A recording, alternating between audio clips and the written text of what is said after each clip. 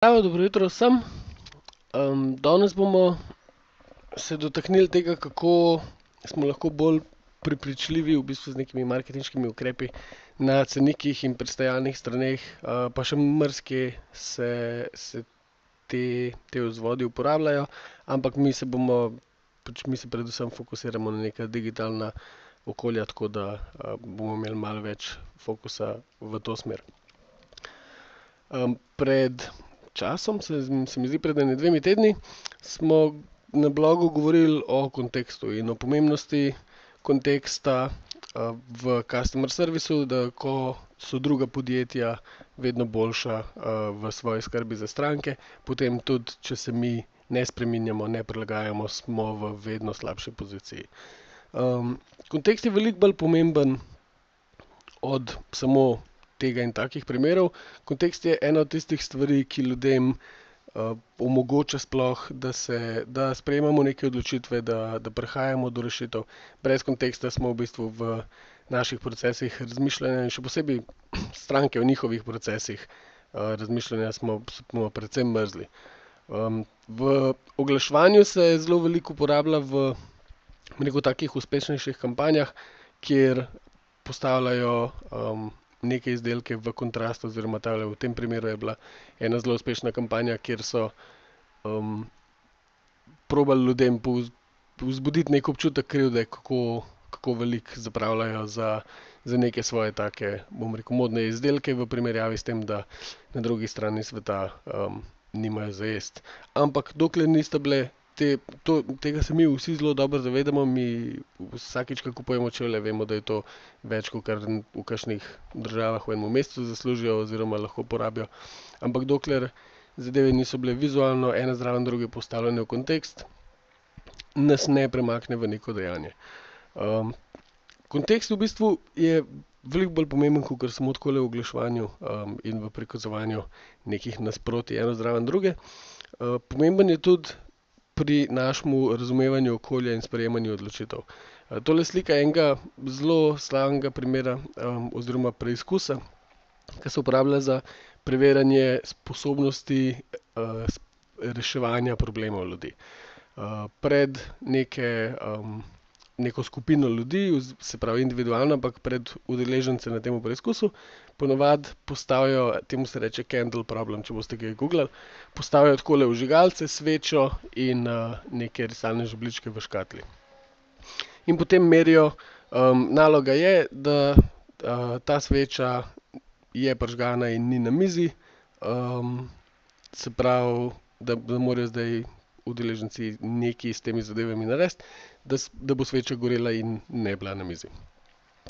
Velikokrat se to uporablja pri preverjanju motivacije, se pravi, dajo 2 skupine, ki morajo rešiti neki problem in mogoče eno skupino motivirajo na en način, drugo na drug način in pri preverjanju sprejemanja odločitev oziroma reševanja problemov je zelo tako malo abstrakten. Razlog, zakaj je ta problem toliko prikladen, je to, da ljudje začnejo probavati vse živo. Topijo vosek na strani sveče in jo potem postavljajo, poskušajo z risalnimi žebljički jo nekako odmakniti od mize, ampak zelo zakompliciran nikakor ne gre. Rešitev se najde takrat, kadar neki drugi skupini problem predstavijo na takle način. Se pravi, žebljičke dajo ven iz tiste škatle in potem v minuti, 2 večina ljudi hitro pogrunta, da se s temi žebljički škatlo kot podlago pripne na steno, svečo da gor in prižge. Poanta v tem je, da so v bistvu niso spremenili tega, kar je bilo pred tistimi udeleženci, spremenil se je samo kontekst. Škatla je bila na začetku v kontekstu embalaže, v kateri risalni žebljički so. Tisti moment, ko so jih vzeli ven, je škatla dobila kontekst enega od elementov, ki ga lahko uporabijo. In takrat so te odločitve veliko hitrejše in pridejo do rešitev veliko hitreje. V marketingu se predvsem ukvarjamo s privabljanjem in prepričevanjem nekih potencialnih strank. In jaz mislim, da imamo še zmeraj neko tendenco, da probamo z inženiringom in z razvojem povečevati konkurenčnost in prodajo naših podjetij. In mislim, da je to veliko predrag in preveč naporen način za reševanje vseh problemov. Takrat, kadar bi lahko v bistvu veliko več dosegli samo s kontekstom in s tem, da vplivamo na to, kako ljudje razumejo probleme, kako rešujejo svoje probleme, in kako sprejemajo svoje odločitve. Na primer, jaz sem prej delal v nekem software podjetju v preteklosti in tole je bila stran za prenos njihovega softvera. Tukaj za še malo premalo informacij smo pričakovali od potencialnih kupcev oziroma obiskovalcev, da si bojo downloadali eno od aplikacij. In podjetje si je v eni točki zaželelo, da bi namesto tistega osnovnega izdelka Designerja Pro, ki ga je velika večina ljudi downloadala in uporabljala, prestavili ljudi na neko nadgrajeno varianto, tale PowerForms Desktop, ki je označena, in da bi v bistvu več ljudi premaknilo v to smer, ker bi tam lahko oni malo boljše reševali svoje probleme, firma bi imela večji zaslužek in tako naprej. In zdaj smo imeli v bistvu dve izbire. Ena bi bila, da spremenimo ta drugi izdelek, ta izdelek, ki bi ga mi radi promovirali, da mu dodamo vse žive rešitve, ki jih ljudje mogoče še rabijo, da bi naredili celo raziskavo, kako bi ta izdelek še naredili malo bolj privlačen, z razvojem dodatnih funkcionalnosti. Tukaj bi bilo treba angažirati ogromno nekih produktnega vodenja, programerjev in investirati zelo veliko denarja in časa. Opcija B je, da na primer bi se odločili, da vse te neke funkcionalnosti, ki jih ljudje že rabijo, da to že ima, ampak potem bi mogli ogromno vložiti v komunikacijo, tako da bi čisto vsak, ki bi prišel sem, točno vedel, zakaj je ta drugi izdelek boljši, da bi perfektno razumel vse koristi, ki mu jih nudi, se pravi, mogli bi veliko denarja sredstva v oglaševanje, se še enkrat več ukvarjati z websiteom, kako ljudje sprejemajo informacije in ne vem, koliko več komunicirati.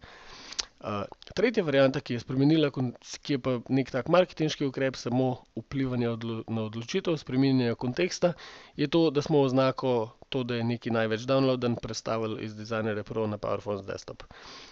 V trenutku so se številke obrnile in v trenutku je veliko več ljudi downloadali ta višji izdelek.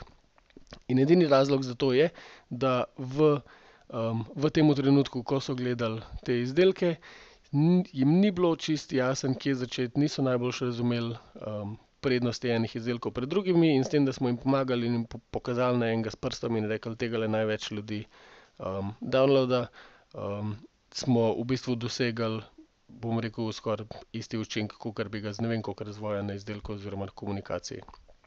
Tako da naslednjič, ko boste na kakšni software strani oziroma kjerkoli, kjer na ceniku na eni od izbir piše, da se večina ljudi za to odloča, pomislite, a se res večina ljudi za to odloča ali vam samo proizvajalec hoče povedati, da bi on rad, da vi tam začnete.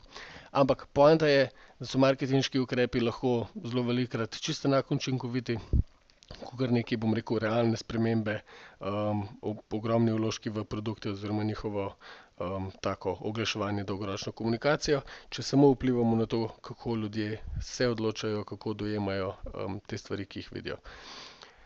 In te stvari, ki smo jih mi naredili. Tukaj bi omenil še eno majhno napako, oziroma kar veliko, ki jo zelo velikokrat delamo. In to je to, da imamo občutek, da lahko za neke velike spremembe, za neke velike učinke, da lahko to dosežemo samo z nekimi velikimi napori in velikimi vložki. To absolutno ni res in pač kadarkoli tako zase razmišljamo oziroma za kakšna druga podjetja, je tista tendenca, da ko nas nekdo vpraša, kako bi pa v nekem podjetju za 20-30% povečali prodajo, imamo takoj nekako tak refleksno začnemo razmišljati, da bi mogli podvojiti oglaševanje, da bi mogli vse spremeniti, da bi mogli ene izdelke čisto nove narediti in se ukvarjati z 2 leti razvoja. Medtem ko velikokrat vidimo, da se da z nekimi mikrospremembami, ki so do takrat naše stranke ovirale pri tem, da kupijo naše izdelke oziroma da zaupajo v svoje odločitve, lahko dosežemo glih toliko učinkovite oziroma še celo boljše rezultate.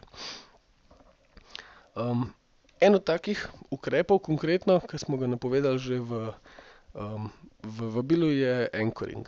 Se pravi, anchoring je kognitivna napaka, zasidranje, se mi zdi, da je to slovenski prevod, Ne bomo govorili o navtiki, čeprav potem en slajd še bo malo navtičen.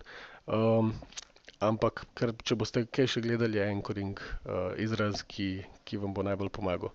To je kognitivna napaka, se pravi napaka v našem individualnem, kolektivnem, logičnem razmišljanju. Takrat, kadar neke informacije ne sprejemamo tako, kakor bi jih načeloma mogli.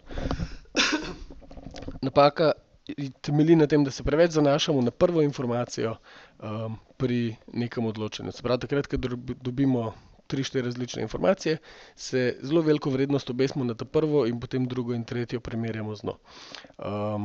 Ne tako, kakor velikokrat vidite v maloprodaji na ta največjo, ampak dobesedno na prvo. Takrat, kadar je neka prva informacija podana kot tisto sidro, na katerega mi obešamo naslednje odločitve, je tudi zelo težko se v bistvu za tistega, ki se odloča, stopiti en korak nazaj in spet nevtralno pogledati na celo situacijo. Na primer, tudi takrat, kadar vidimo, da je bila ta prva informacija, ko je jasno, da je bila absurdna, da je bila neuporabna, še vedno vpliva na našo dojemanje in odločanje. Kar pomeni, ne vem, v tem primeru so v raziskavi ljudi spraševali, ali je Mahatma Gandhi živel dlje od 140, drugo skupino so pa vprašali, ali je živel dlje kot 9 let. Vsi vemo, da je bil star, ampak ne 150 let star, se pravi, obe dve informacije sta bile tako pač malo neuporabne, malo absurdne, ampak še zmeraj se je vse povprečje pri odgovorih kar tam za 30% razlikovala, oziroma več kot 30%, ko so pa ljudje, ko so jih vprašali, koliko pa je bil star, ko je umrl. Zaradi tega, ker je tista ta prva informacija, ko smo razmišljali o 140 let staremu človeku ali pa 9 let staremu človeku, v trenutku, čeprav ni bilo relevantno, je vplivala na to, kako so se te, ki so jih spraševali, odzvali, ko so se mogli pa oni nekaj odločiti. In v marketingu je kontekst, se pravi, iz tega pogleda zelo velikokrat pomemben, ker ko so na eni strani predstavljene cene, ena zraven druge, ko so izdelki predstavljeni eni zraven drugega, se zelo veliko odločamo glede na ta prvo informacijo, ki jo dobimo. En tak primer sem zdaj videl, ko smo bili s kolegi na jadranju ene 4 dni. Pač v vseh teh hrvaških mestih na pomolu zelo velikokrat vidimo neke gliserje in manjše jahte, ki se parkirajo za en teden. In tam ponavadi skupine fantov oziroma mešane skupine uživajo več ali manj kar na plovilu na tem svojemu dopustu. In mi smo videli neko takole, kakor je tale ta manjša, kjer so bili zelo veseli, zelo dobri, pač zelo so se zabavali na čolnu, zelo so bili tudi zadovoljni s tem, da so jih ljudje iz pomola gledali in ljudje so se kar zraven v tistem vsem kupu jadrnic okrog so se kar ukvarjali s tem, kaj pa je to za en čoln. Kar se mi je zgodilo čez ene 2 dni, je to, da se je zraven njih parkirala ta druga jahta, ki jih je pač postavila v senco in pač popolnoma prevzela pozornost od vseh, ki so hodili okrog po pomolu. Se pravi, v istem trenutku ti fantje, ki so bili na manjšem čolnu, niso bili nikoli več prav zelo vidni, glasni na svojem čolnu. Vsi, ki so hodili mimo, niso več kaj dosti pogledali v ta njihov čoln, ampak so se samo ukvarjali s tem, koliko je velika ta ladja zraven. Vse, kar se je spremenilo, je bil kontekst. Ta manjši čoln je še zmeraj nekaj takega, kar si večina ljudi, ki so tam hodili, niso mogli privoščiti. Še zmeraj v nekem drugem kontekstu se jim je zdelo fajn, še zmeraj jih je zanimalo. Ampak ko se je spremenil kontekst, ko je bila zraven ta ogromna zadeva, je kar naenkrat izgledal majhen, reven in pač nezanimiv. In v marketingu vidimo velikokrat, da se to dogaja tudi z našimi produkti. Kako so naši produkti dojeti, a so naši produkti nekaj takega, kar si ljudje res želijo, ali nekaj, kar je totalno nezanimivo in brez veze, je zelo velikokrat odvisen, že zelo pač nekako banalno, zaradi tega, ker je nekaj drugega zraven. In potem tisto drugo stvar najprej vidijo in na podlagi tistega presojajo vse stvari, ki so za tem oziroma v okolici. Tako da s tem jahta sindromom se zelo veliko ukvarjamo oziroma zelo velikokrat opažamo vpliv na cenikih in pristajalnih straneh. Na cenikih in pristajalnih straneh zaradi tega, ker tam največkrat nekako primerjamo stvari. Na produktnih straneh vsak produkt stoji sam, tam ga lahko lepo izven vpliva drugih izdelkov oziroma izven nekih takih kontekstualnih pritiskov predstavimo, ampak na cenikih in pristajalnih straneh so pa informacije zelo na kratko, zelo predstavljene ena zraven druge. In tam ljudje tudi sprejemajo neke težke odločitve. Se pravi, takrat se morajo za nekaj odločiti, takrat se morajo za nekaj opredeliti, dokler informacije samo pavšalno dojemamo, se ne ukvarjamo toliko s tem, kaj si o nečem mislimo. Ko je pa treba nekaj vzeti s police, ko je pa treba eno stvar kupiti oziroma za kakšno stvar dati svoje osebne podatke, takrat je pa ta odločitev malo bolj zapletena in takrat hočemo malo bolj razumeti vrednosti. In v teh vrednostih zaradi anchoringa delamo napake. Tako da en primer, na primer, je tale website, kjer so imeli neke težave s konverzijo, niso bili čist ziher, kaj se dogaja in so hoteli narediti spremembo. Se pravi, hoteli so narediti spremembo, kjer bi med temi 4 izdelki več ljudi zbrali tega označenega kot pro. Ko so imeli takole predstavljene izdelke, so se ljudje pretežno odločali za ta najcenejšo opcijo, nekaj se jih je odločilo tudi za tole pro, zaradi tega, ker so jo označili kot najbolj pogosto, ampak še zmeraj zdaleč ne toliko, kakor bi pričakovali, da bo ta porinjena izbira imela vpliv. Zdaj pa ene stvari, ki so jih vzeli kot variable, se pravi kot neke elemente, ki jih bojo spreminjali, je bilo to, da je odspodaj pod izdelki je na začetku pisalo sign up, se pravi prijavi se. Mi se zelo neradi se prijavljamo. Ko se na nekaj prijaviš, to pomeni samo, da boš dobival neke maile in nič kaj konkretnega v zameno. Se pravi, prijava sama ni najboljši call to action, tako da so rekli, da bojo to spremenili. Zataknili so se tudi v zaporedje, ker ko stranka potencialna pride na to stran, najprej pogleda, da je osnovni paket $10, potem ta drugi že 42 in naslednja dva sta že kar absurdno draga v primerjavi, ampak zaradi tistega anchoringa, o katerem sem govoril, so najprej začeli razmišljati o vrednosti 10. In če je vrednost 10 vzamejo za sprejemljivo, potem za vrednost 42 se moraš že orenk potruditi, naprej od tega pa sploh ne boš prišel. Oziroma zelo težko. In še prišli so do ugotovitve, da ta izbira za $1050 je kar malo izven konteksta ostalih stvari. Se pravi, je toliko izstopa, da jo je težko zraven postaviti in pričakovati, da bojo ta največja podjetja kupila tako rešitev, ali pa pričakovati, da se bo našel nekdo, ki na tem nivoju razmišlja o svojih problemih, kot so te njihove rešitve, ampak bo kupil nekaj toliko primerjalno dragega. Tako da kar so naredili v spremembi websita, so bile te 3 stvari. Spremenili so call to action na get started now, se pravi začni zdaj. Še zmeraj so pustili označeno to pro izbiro kot tisto ta pravo, ampak so zamenjali vrstni red in vzeli ven tisto zelo drago opcijo, ki je nekako bila problem v ustvarjanju enega konteksta. Se pravi, zdaj, ko so stranke prišle na to spletno mesto, so najprej začele razmišljati, a je ta rešitev vredna $199. Tudi tisti, ki se jim je zdelo to kaj precej drago, so potem rekli, ampak 42, to je pa pač 4-krat manj, tule smo pa zdaj že bližje. In tista ta desna za 10 je ostala tako malo kot ta zadnja izbira, ki ni zdaj čisto relevantna. Kar se jim je zgodilo v tej spremembi, je to, da so absolutno povečali količino ljudi, se pravi izbire tega pro paketa. Povečali so število ljudi, ki so se za to odločili.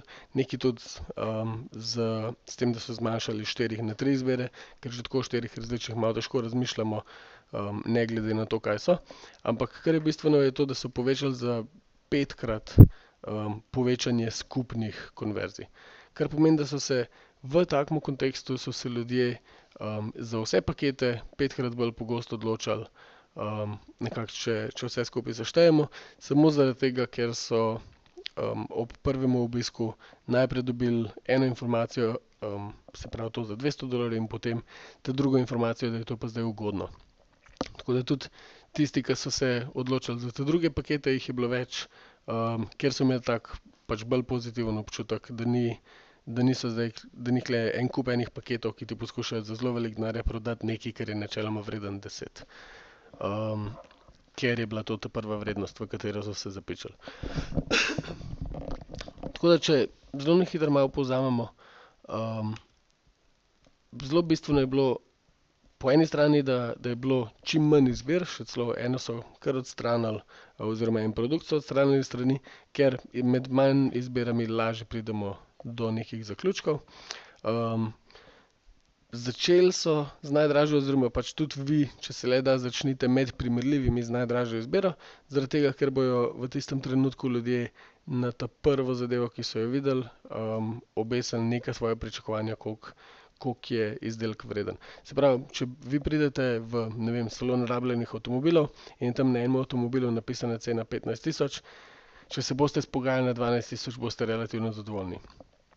Če je pa na avtomobilu pisala števila, pisalo, da avto stane 15 000, oziroma 12 000 že v štartu in boste prišli se pogajati in vam bojo rekli ne, da oni pa 12 000 zahtevajo, ne boste zadovoljni. Se pravi, dobili ste isti izdelek po isti ceni, ampak nimate tega obešanega občutka, da je 15 000 neka vrednost, ki jo boste peljali domov, načelna, ampak da ste jo dobili po ugodnejši ceni. Se pravi, čeprav je zelo neintuitivno, se vedno splača začeti z najdražjo zadevo, zaradi tega, da ljudje začnejo razmišljati o višjih vrednostih in da jih potem pri njihovi izbiri pripeljete do tiste, ki je neka taka izbira, ki bi vi načeloma radi. Saj, tako potihem bi vsi radi, da vsi kupujejo naše najdražje izdelke, ampak zelo malo podjetij je, ki tako dejansko funkcionira, ker je največ tržišča v njihovih najbolj nekih premium segmentih. Vedno se zavedite primerjav, se pravi, vedno razmislite o tem, ko izdelke postavljate enega zraven drugega, ko cene dajete ene zraven drugih, kako bojo ljudje od začetka do konca prilagajali svoje pričakovanja, se pravi, tudi če boste vi začeli z neko ceno, ker anchoring vam lahko tudi škodi, se pravi, če imate vi izdelek za 50 000 € in boste s tem začeli in potem nadaljevali z 3 izdelki, ki so, ne vem, 100, 50 pa 20 €, potem vam bo to škodilo. Zaradi tega, ker najprej boste ogromno ljudi izgubili, ker bo tista ta najdražja zadeva čisto predraga. Po drugi strani boste pa z preveliko razliko med ponujenimi opcijami podrli ta kontekst in nekako razvrednotili te svoje izdelke, ki ste jih dali zraven enega čisto predragega.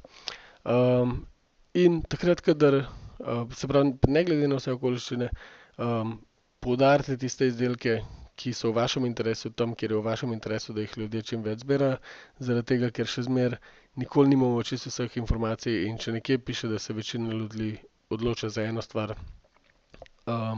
potem bomo načeloma šli na to izbiro. Zaradi tega, ker ko se ne moramo mi sami odločiti, pogledamo okrog, kaj delajo vsi ostali in takrat naredimo to.